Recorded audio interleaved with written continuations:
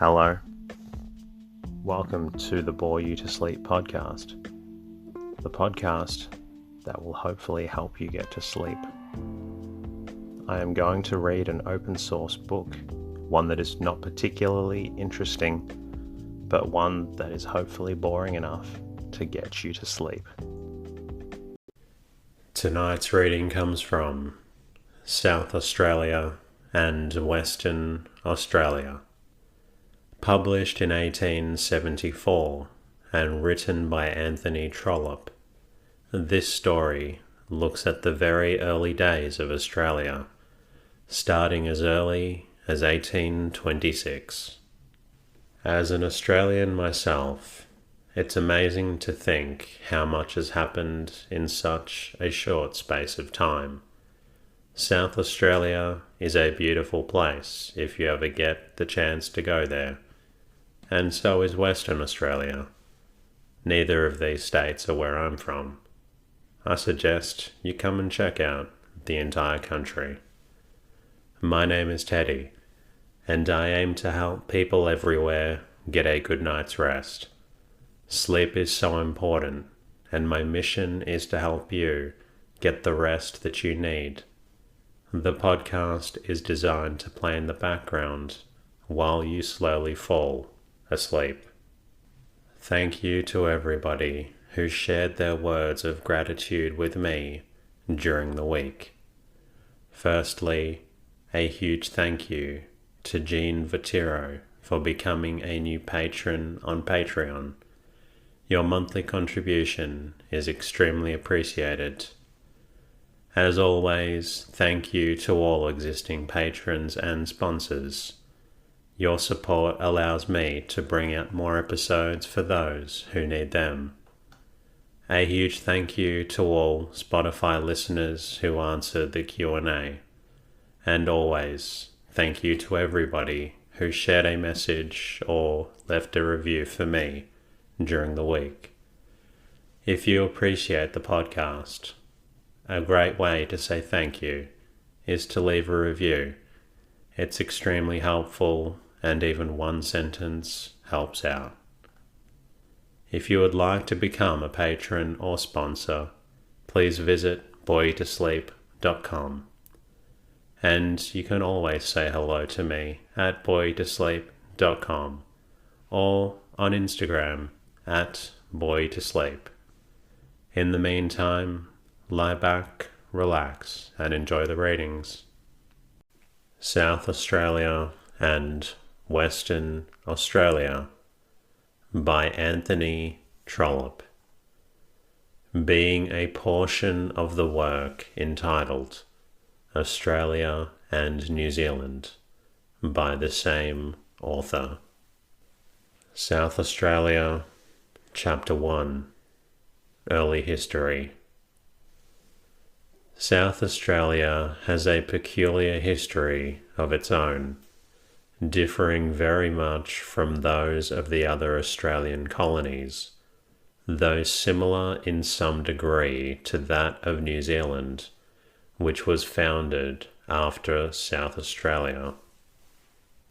New South Wales was taken up by Great Britain as a convict depot, and grew as such till the free inhabitants who had followed and surrounded the convicts became numerous and strong enough to declare that they would have no more such neighbours sent among them. Van Diemen's Land, which is now Tasmania, and Moreton Bay, which is now Queensland, were occupied as convict dependencies to the parent establishment. Moreton Bay was still part of New South Wales when New South Wales refused to be any longer regarded as an English prison, and Van Diemen's Land did for herself that which New South Wales had done before. Even Port Phillip, which is now Victoria, was first occupied by convicts sent thither from the parent colony, though it is right to say that the convict system never took root there, and that the attempt never reached fulfillment. On the same principle, New South Wales sent an offshoot convict depot to King George's Sound, which is now a part of Western Australia, an unhappy colony which, in its sore distress, was destined to save itself from utter destruction by delivering itself to the custody of compelled immigrants, who could be made to come thither and work when others would not come. In this way, all the now existing Australian colonies, except South Australia, have either owed their origin to convicts or have been at one point of their existence fostered by convict labour, but South Australia has never been blessed or cursed with the custody of a single British exile. In 1829, when Australian exploration was yet young, Captain Sturt, who had already travelled westwards from Sydney till he found and named the Darling River, and had done much towards investigating the difficult problem of the Central Australian waters, received a commission from the Government of New South Wales to make his way across the Murrumbidgee River and to discover by following its course what became of it.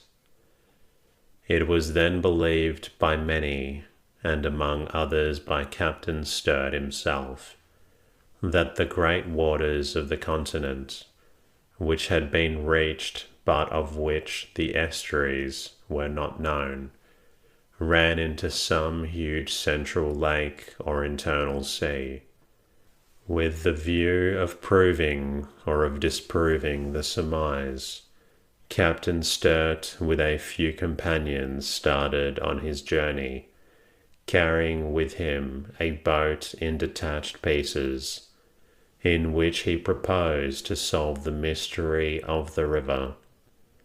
For it must be understood, none of those maritime explorers who had surveyed, or partially surveyed, the eastern, southern or western coasts of the continent had discovered any river mouth by which it was supposed that these waters could escape to the sea.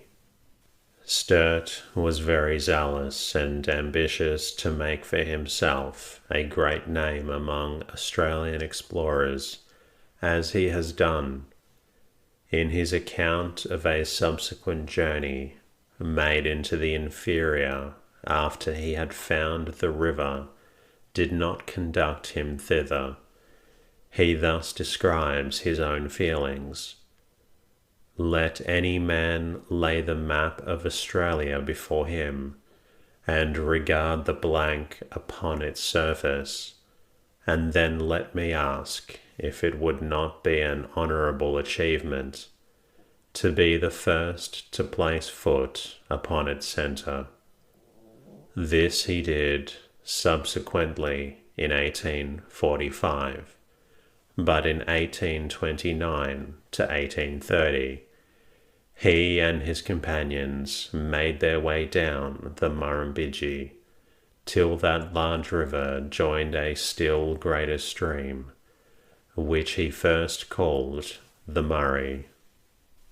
The upper part of this river had been crossed by Hovell and Hume in 1826, and had then been called the Hume. But the name given by Sturt is the one by which it will hereafter be known. He followed it till it was joined by another large river, which he rightly presumed to be that Darling which he had himself discovered on a former journey. Still going on, he came to the great bend which the Murray makes. Hitherto, the course of the wanderers down the Murrumbidgee and down the Murray had been nearly due west. From the bend, the Murray runs south, and from henceforth it waters a territory which is now a part of the province or colony of South Australia. Sturt, when he had progressed for a while southwards, must have begun to perceive that that surmise as to a great inland sea was incorrect, for the waters both of the Murrumbidgee and the Darling he had so far accounted, and he was now taking with him down to the Southern Ocean the confluence of the three rivers. It is not my purpose in this book to describe the explorations of Australia, and I will not therefore stop to dwell upon the dangers which Sturt encountered. But it should be remembered that he was forced to carry with him all the provisions for his party, and he had no guide except the course of the waters which he was bound to follow. As he went, he was accompanied along the banks by tribes of natives, who, if not absolutely hostile, were astonished, suspicious, and irascible. Why they did not surround and destroy him and his little party, we can hardly conceive. As far as we yet know, no white man had been there before, and yet it appears from Sturt's account that the natives frequently evinced no astonishment whatever at firearms, looking on while birds were shot, and not even condescending to admire the precision with which they were killed. He went on southwards till he entered a big lake, now called Lake Alexandrina. There are indeed a succession of lakes or inland waters here, of which lakes Alexandrina and Albert are very shallow, rarely having as much as 6 feet of water, which is fresh or nearly very fresh, and the Coorong River, which is salt, and although as much within the mouth as are the lakes, must be regarded as an inlet of the sea. Of the lake and the Coorong River, Sturt appears to have seen nothing, but he did make his way with extreme difficulty through the tortuous and narrow and shallow opening of the river, which takes the waters of the lake down to the sea in Encounter Bay, and then perceived that for purposes of seaborne navigation, the great river of which he had followed the course must always be useless. Thus, he says, were our fears of the impracticability and inutility of the chain of communication between the lake and the ocean confirmed. Having so far succeeded and so far failed, he was called upon to decide what he would do next. He could see to the westward ranges of hills, which he rightly conceived to be those which Captain Flinders had described after surveying the coast of Gulf St. Vincent, and Spencer's Gulf. Flinders had called these hills Mount Lofty, and Sturt could perceive, at any rate could surmise, that there was a fertile, happy land lying between him and them. But he had not the means, nor had his men the strength to go across the country. He could not take his little whale-boat out to sea, nor could he venture to remain on the shores of Encounter Bay, till assistance should come to him from seawards. He had flour and tea left, and birds and kangaroo might be killed on the river banks. So he resolved to go back again up the river, and thus with infinite labour he returned by the Murray and the Murrumbidgee, and made his way to Sydney. The results of this journey were twofold. Though Sturt did not discover the land in which the colony of South Australia was first founded, and on which the city of Adelaide now stands, the history of his journey and the account which had previously been given by Captain Flinders led to the survey of the land between the two gulfs and the Murray River. There stands a hill about 20 miles from Adelaide, called Mount Barker, in honour of Captain Barker, who was killed by the natives while employed on this work. The land was found to be good, and fit for agriculture, not sandy, as is so large a proportion of the continent, nor heavily timbered, as is a larger portion of it. The survey was made immediately on the receipt of Sturt's account, and the operations which were commenced with a view of planting the colony were no doubt primarily due to him, and he solved the great question as to the Australian waters, proving what all Australia now knows, to its infinite loss, that the River Murray, the only considerable outflow of Australian waters with which we are as yet acquainted, makes its way into the sea by a mouth which is not suited for navigation. There is already much traffic on the Murray, and no doubt that traffic will increase. But there is very little traffic indeed from the Murray to the seaports, even on the Australian coast, and it is not probable that the little will be extended. It is yet possible that on the north or northwestern coast navigable rivers may be found. Just now men who have visited the northern shore are beginning to tell us that the Roper River and the Victoria River may by certain processes of blasting and dredging become serviceable, not only for inland but also for maritime navigation. But hitherto Australia has had no river into which great ships can make their way, as they do on the open rivers of America, of Europe, and of Asia. The narrowness and shallowness, or, as I may perhaps call it, the meanness of the mouth of the Murray, is one of the great natural disadvantages under which Australia labours. Tidings of the land between the Murray and the Gulfs came home, and then a company formed itself with the object of planting a colony, as British settlements were formerly planted in North America.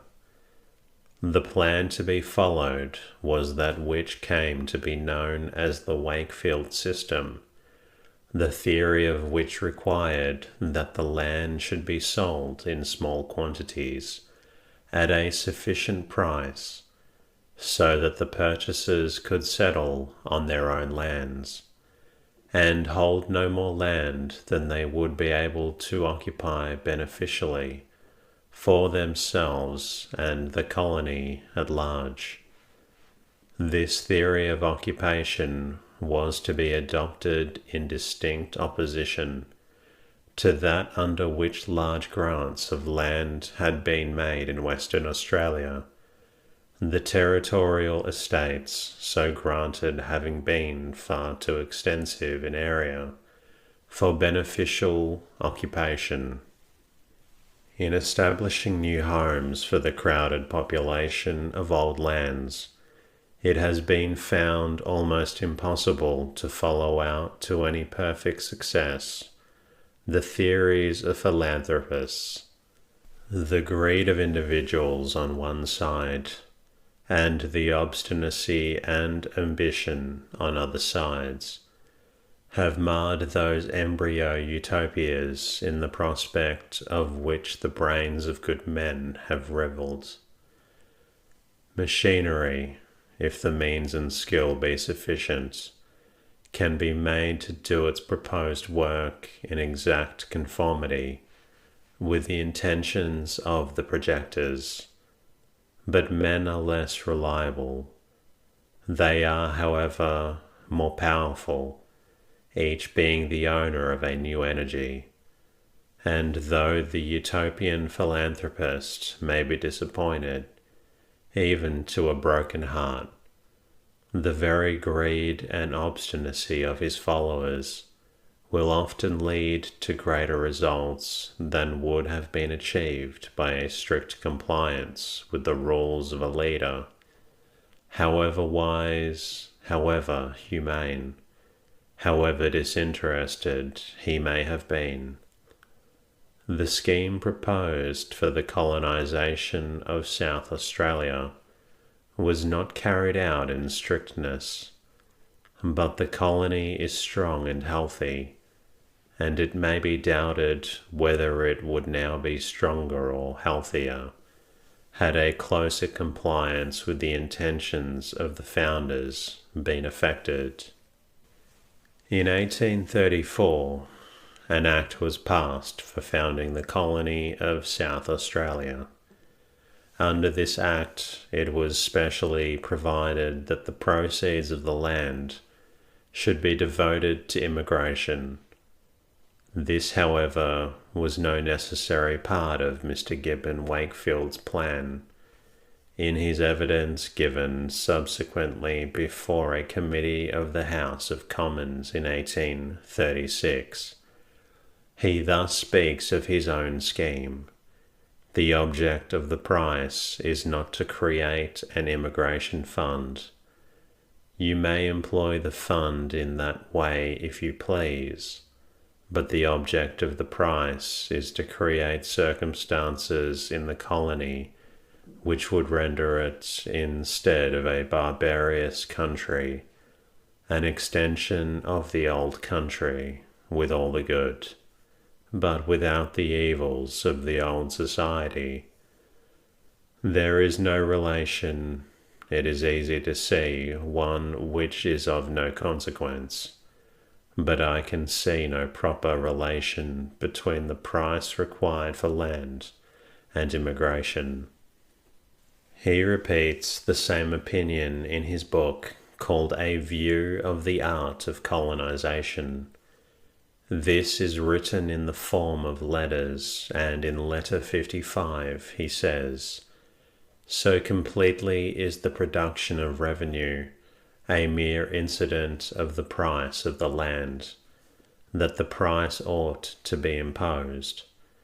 If it ought to be imposed under any circumstances, even though the purchase money were thrown away."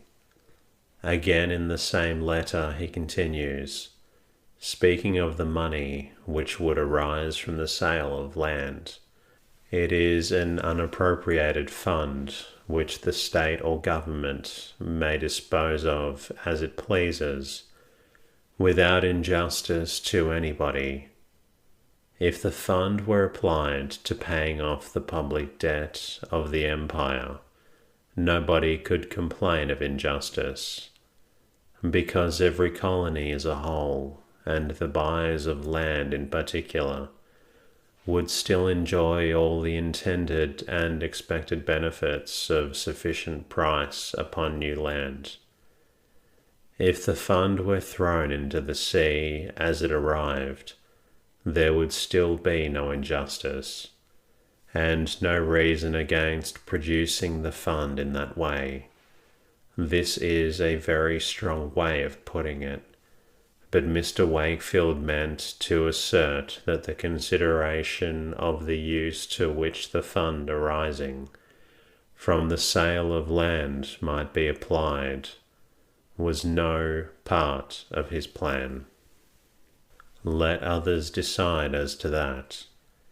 He had seen that the grants of vast areas of land to men who had taken themselves out with a certain amount of capital and certain number of fellow emigrants had not produced colonial success.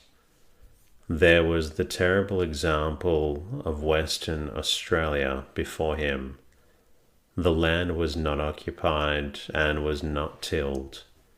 Each newcomer thought that he should have had a share of the land, rather than that he should perform a share of the labour. I would not, however, have it supposed that I am an admirer, generally either of Mr. Wakefield's system of colonization as given in his book, or of his practice as carried out in New Zealand. He was right in maintaining that all land should be sold for a price so high as to prevent, at any rate for a time, the formation of large private estates in the hands of individuals, who would be powerless to use such estates when possessed, in almost all beyond that as in regard to his idea that English society, under the presidency of some great English magistrate, should be taken out to the young colony, with all the good, but without the evil. He is, I think, utopian. Of his own doings as a colonizer, I shall have to speak again in reference to New Zealand. Mr. Wakefield's plan was by no means adopted as a whole by the Act of 1834, in conformity with which the new colony was to be founded. In 1831, an attempt had been made to obtain a charter for forming a company, by which the new colony was to be planned in strict accordance with Mr. Wakefield's principle. But this scheme broke down, and in 1834 the Act was passed. Under this Act, it was provided that the land should be sold in small blocks, no doubt at a sufficient price, and that the money so realized should be applied to immigration. What's the sufficient price should be Mr. Wakefield had never stated. Indeed, it would have been then impossible, and is still equally impossible, that any price should be fixed as the value of a commodity whose value varies in accordance with climate, position, and soil. The impossibility of fixing a price for land, and yet the apparent necessity of doing so, has been the greatest difficulty felt in arranging the various schemes of Australian colonization. At first sight, it may seem easy enough. Let the land be put up to auction, and let the purchaser fix the price. But when the work was commenced, it was necessary to get new settlers onto the land, who knew nothing of its relative value, who could not tell whether they could afford to give 5 cents or £5 an acre for it, and then live upon it. These newcomers required to be instructed in all things, and in nothing more than as to the proper outlay of their small capitals, and the system of auction, when it did come to prevail in the sale of crown lands, was found to produce the grossest abuses. I think I may say the vilest fraud. Men constituted themselves as land agents with the express purpose of exacting blackmail from those who are really desirous of purchasing. I will be your agent, such a one would say to the would-be purchaser. I will buy the land for you at a commission of $1 an acre. You can buy it for yourself, you say. Then I shall bid against you. This system has prevailed to such an extent that the agency business has become an Australian profession, and men who did not want an acre of land have made fortunes by exacting tribute from those who were in earnest. As a rule, 20 cents an acre has been the normal price fixed in these colonies generally, though from that there have been various deviations. In South Australia proper, that is, in South Australia exclusive of the Northern Territory, the Crown has never alienated an acre for less than 20 cents an acre.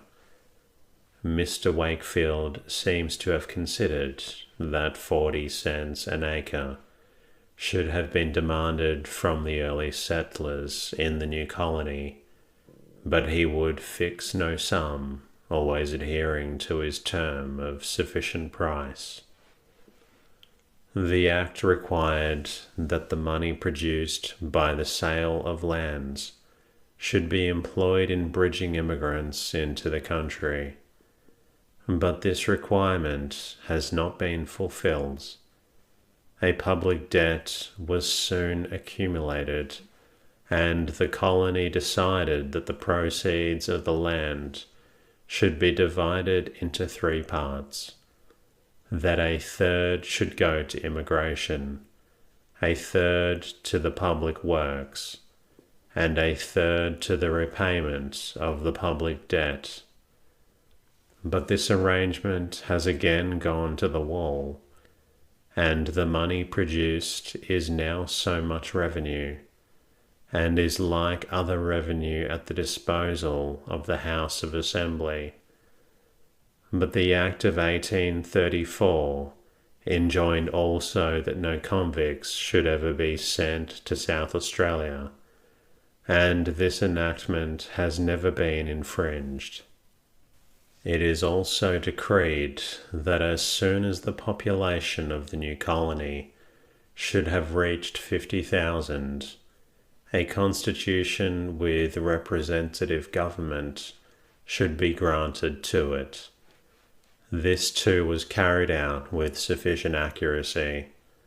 At the close of 1849, the population was 52,904, and in 1850 the British Parliament conferred on the colonists the power of returning elected members to serve in the Legislative Council. I should hardly interest my readers if I were to dilate upon all the success and all the failures which the promoters of the South Australian plan encountered. But it is well that they should understand that there was a plan, and that the work was not done from hand to mouth, that South Australia did not progress accidentally and drift into free institutions, as was the case with the other Australian colonies. There was much both of success and of failure, but it may be said that the attempt was made in a true spirit of philanthropy, and that the result had been satisfactory, if not at first triumphant.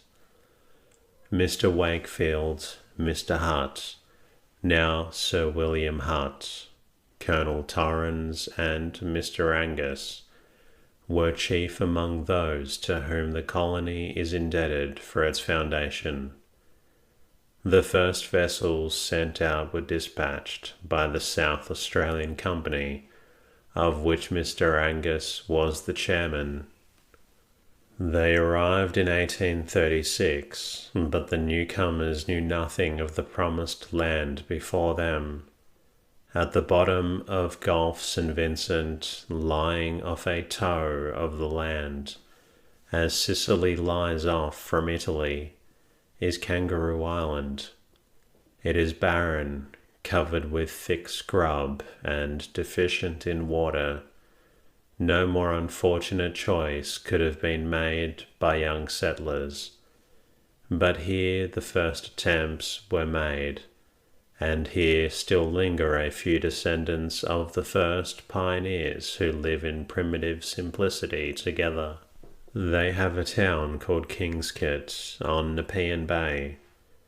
Mr. Sinnott, in his account of the colony, says that he was there in 1860 to 61, and that then there were about half a dozen houses, chiefly occupied by the descendants and connections of one old gentleman. Such was the fate of the earliest settlement, formed by the South Australian Company. And that concludes tonight's readings. I hope you've enjoyed listening to this story about South Australia in the 1800s. If you're not quite tired yet, please feel free to listen to another episode of the Bore You to Sleep podcast. Until next time.